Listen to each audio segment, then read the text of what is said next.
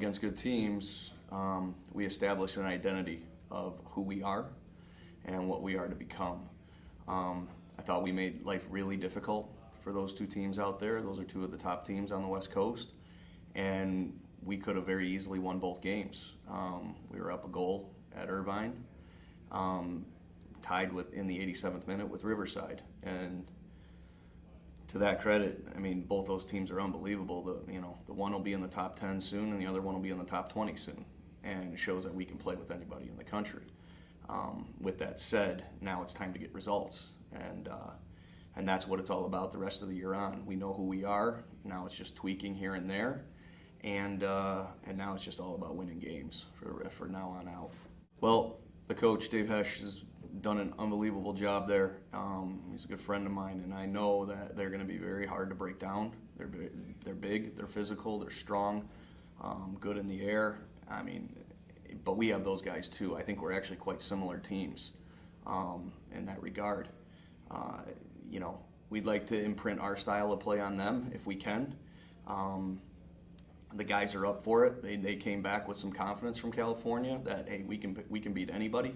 So that's the idea going into Buffalo, is to take our style and impose it hopefully on them and Canisius. Well, since Dermott has been there, he's just taken that program over and really improved them every year since he's been there. They've gotten better, and this is a year that they are a difficult opponent. They got a couple really, really good players, some difference makers, and we're going to have to manage them. And then, like I said, hopefully impose our style and our will on them. And then, going on the road is going to be difficult, but hopefully take a couple this weekend from those guys. A couple of the freshmen that have come to the forefront and found themselves in the starting lineup and playing significant minutes. Wasn't expected. I thought we had a team of veterans, but right now we're looking at 2 to 3 freshmen in the starting lineup they just look like they belong right away, and they've done an unbelievable job for us thus far. And now, like I said, it's all about getting results. So now we need to push over the hump with those guys.